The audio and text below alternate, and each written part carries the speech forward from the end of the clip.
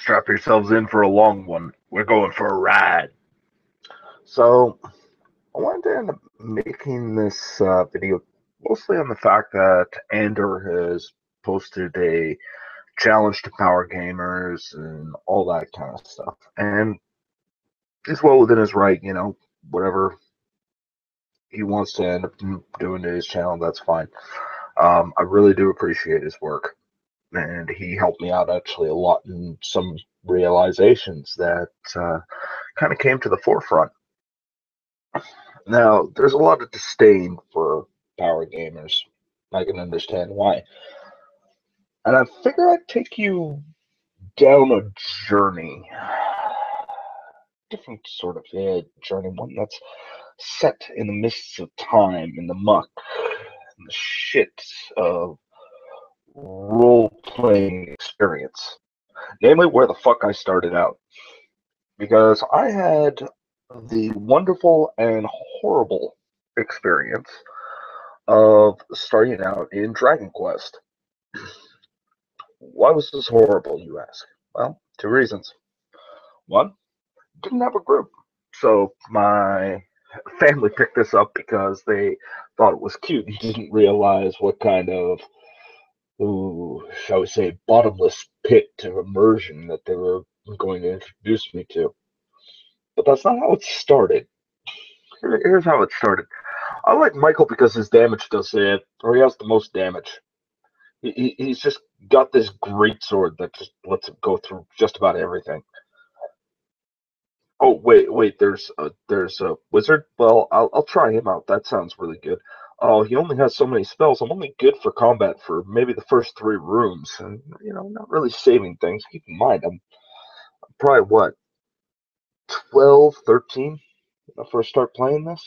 And what's not helping is it's on a grid. The board is absolutely huge, and it's designed to make hundreds of dungeons just by showing you where the doors go and what attaches to what. So, you're moving figures along, and that's all good. But it was my dad who would be sitting with my mom and sisters for as long as they could tolerate it, and they can only tolerate it for the first dungeon. By my father going through the rule book for probably a week with a highlighter and a red pen, and just doing rules, and here's the description, puts a red circle around what he can read, puts an X beside stuff that he can't read aloud to the players, and he's just doing these descriptions. And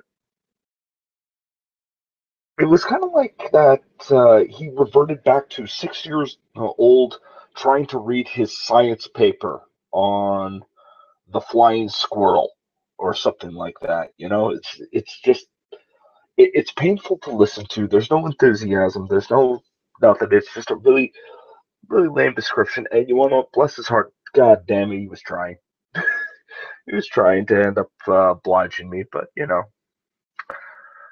that was my first bit. So I very much had it rooted almost from the very beginning that this was a numbers game, that this was a tile game. Now, moving on, I ended up right into 3rd edition. I did play a little bit of 2nd, but that was not predominant in any of my development. In fact, the closest to that was my first actual gaming group. Now, to put a long story short, the one thing I have to say about that gaming group is there were moments. How do I put this? This is actually where at the root of the theory when making this journey from understanding numbers and grids and rules to role playing. Because amongst that first group, and we still talk every once in a while, there is a line that is set, and it was a reference to some comedy I don't remember from way back in the 90s. And ironically, the reference is long forgotten. The moment, however, was not. In which case, the assassin-esque rogue tries to take a pot shot at a particular target who is out in the open, figures he has him dead to rights, rolls a one, and the arrow's let loose. It plucks into the side wall like it's a warning shot, going nowhere near its target. And a guard spots him as everybody's screaming at him to get him. Like, we gotta go after him. And this entire time, he's been making the speech of, how he was going to be this very efficient killer. There's no way that he would miss this shot. And then upon his boasts and upon everything falling apart, his first thought is, not today. Rolls off the building and horrible things happen on the way down. And that's a nugget I want to put in your brain for a second. Just that little story. But it really didn't kick in until years later. Years. Because eventually I ended up running into a GM. I don't think I'll ever have the opportunity to ever really express to him. I'll call him out. Stu. Stu was instrumental in my understanding of role-playing games for one very simple reason. I was getting into the third edition. We were playing all these little types. And, oh God. I remember I was trying to end up playing a fighter.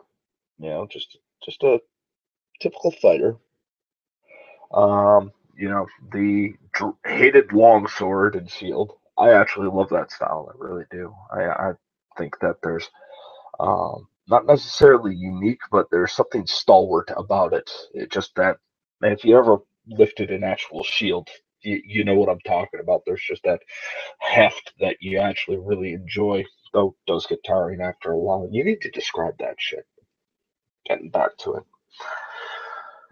But I remember at one point, the character was having, I was just role playing, and I, for some reason, just started losing it when the priest was talking. I can't even remember why. This is the interesting part. But I remember I was getting so frustrated with this priest in character, and this is the first time I really clicked in character, that I started to get so angry and in my GM's face that the other two players were scared I was going to hit him. They they legitimately just kind of leaned back, like, "Oh shit, Derek's about to go ape shit," and it was amazing because at that point Stu just looks at me, and still in character, he tells me to sit down, and he puts his hand on my shoulder, and he starts talking to me like I'm this young man who's starting to go to war, which was the case. And it was the first time I realized I was actually portraying this character, a level 2 fighter who was just barely out into the adulthood, who was classed with a shield and a sword and a bit of cowhide to his back. And that was what was going to call him a warrior. He wasn't ready for it. And then it started that journey of discovery, self-discovery. And with that, I was actually starting to role play. Now, keep in mind, it was really hit and miss at that point. Wasn't a great experience overall when compared to some of the stuff I'd run into. But he was one of the few GMs that ever really forced you into presenting a personality. This wasn't something I ran into before. In fact, more often than not, up until then, most characters I ran into were punished for trying to have a personality. And I couldn't understand why, but I knew that, you know, don't waste other people's time chatting. Just let's buy the items we need and let's get to the next dungeon. You know, because at that point I was playing in high school and lunchtime only ended up lasting so long. And then I found one particular group. This is when immersion really started to kick in because there was a game I always wanted to play, but it wasn't until I moved out of my hometown that I realized, or could I find anything remotely like it. And that game was Vampire the Masquerade. I've heard things about it. I, I was interested in it, and I started looking at the books. Wasn't earning all that much, so I couldn't afford them at the time. But eventually I ran into another group that took me in. And this is one of those horror stories of be very careful what you wish for, because I ended up playing in this, and I heard that they were playing a vampire game, but they were playing with these red books, not this green book that I saw. This red book and this blue book. One saying World of Darkness, and the other one was Vampire the Requiem. I kind of asked, like, is this another game? Like, is this actually separate? And they said, no, you want to know what? It's actually very similar. There's just a few things, or quite a few things that have changed, but this is where we're at right now. And I started asking about the World of Darkness because I didn't know that Werewolf and Mage and all these other books were all part of the same world. I was under the impression that they were all separate. So all of a sudden, my brain was blown when I realized that, hey, this is all together. So first thing I did was pick up World of Darkness, and with this group, we ran my first experience into the World of Darkness, and it was very, very brief, involving me playing as a ghoul. And when I asked them what exactly is a ghoul, somebody made the mistake of explaining to me thusly: it's a crack addict that will do anything to get its fix, and its fix comes from its master, its owner. Okay, that's great. Except they put me to a player who was particularly easily irritated, and the player, in character, stated that he did not like this particular individual, and he wished they would go away permanently, within earshot of the ghoul. To which the ghoul is thinking, "This is a vampire, tear me apart," because that has made been made very apparent to me very early on in the session. So how do I go about this? Now all of a sudden I have to start thinking out of the box. I got to start thinking less in combat stats and how do I actually handle the situation. Well, um, long story short, Ghoul ends up driving a gas tanker into the apartment complex, burning it to the ground, and in doing so, killing the vampire that was within the complex. Which was great if it wasn't for the fact that it was one, another player,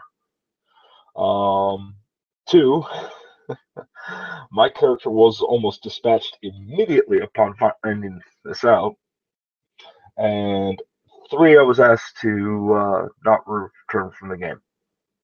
This was me being game wrecking bullshit, and I feel terrible on that idea, but I don't feel as bad as I think I should.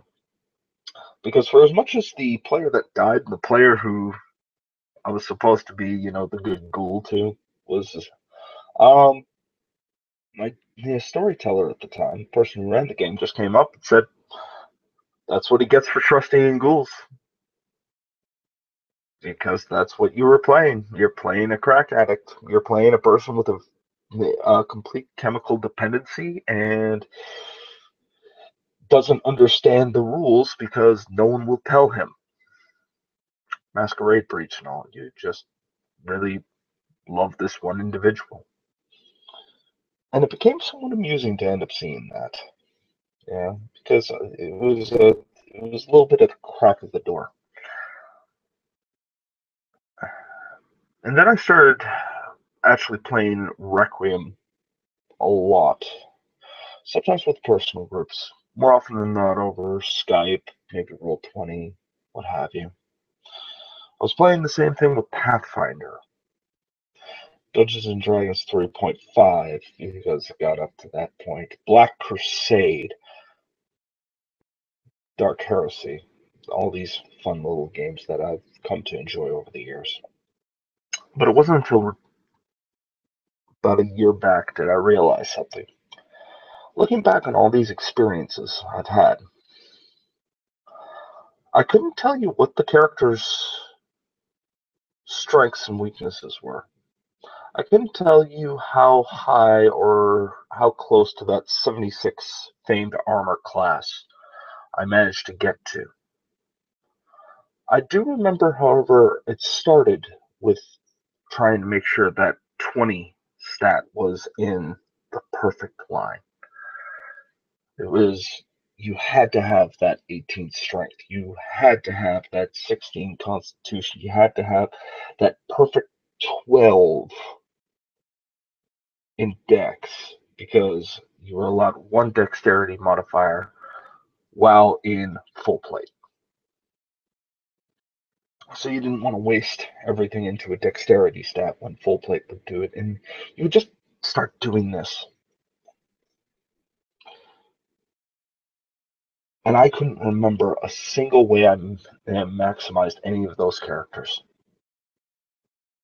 I do, however, remember not today that moment of failure and comedy and tragedy all at the same time.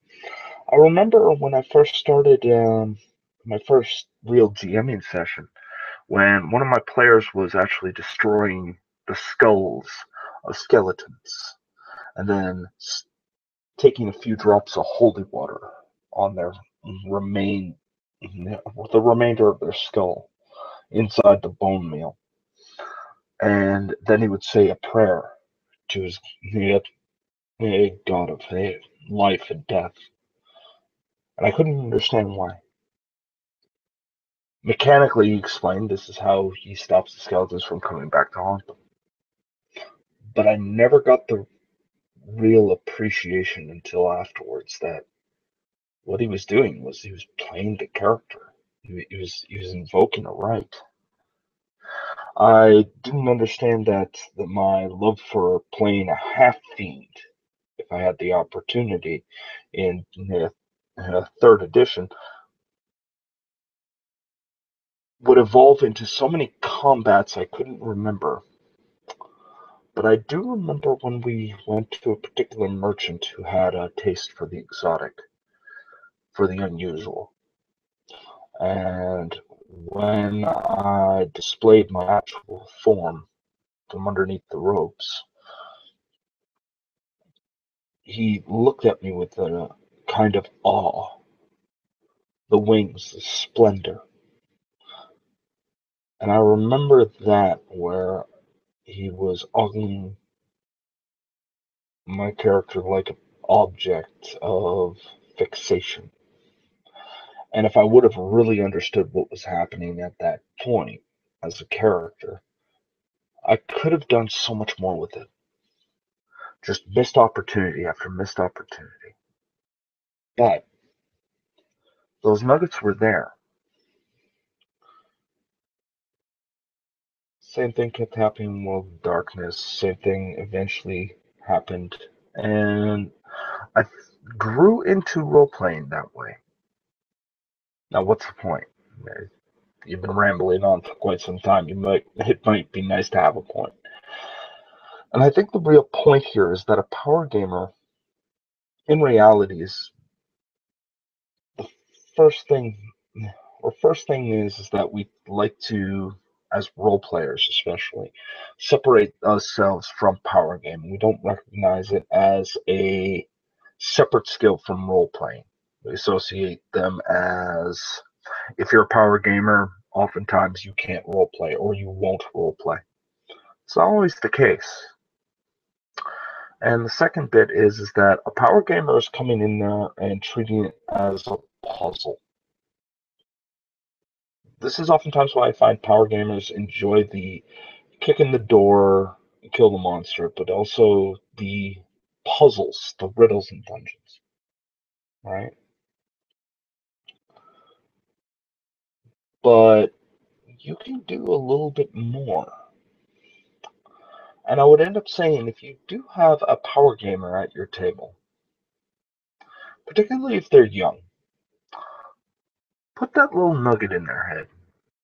Give them that one moment where they have something to remember outside of their stats. Let them remember when it was they were separated by iron bars between the mocking red dragon and themselves, and the dragon leaves with a few words, or let them start or be in that awkward situation where their horrendous fiendish sorcerer has to sit at a simple dinner and maybe has caught the eye of, I don't know, the Duke's daughter, and let the Duke start showing his apprehension, his lack of trust, his disdain, perhaps, for the character. Give them moments like this. Don't play the hot, or don't get confused. Take the time to actually, play the hot hand or what have you, but toss them these moments where they have a chance to shine, because you don't know how that's going to affect them down the road. I really do believe that role playing, like anything else, is a skill that can be developed. And if you take the time to develop it, you can do a lot more. As far as getting the power game out of them, well, that's another story.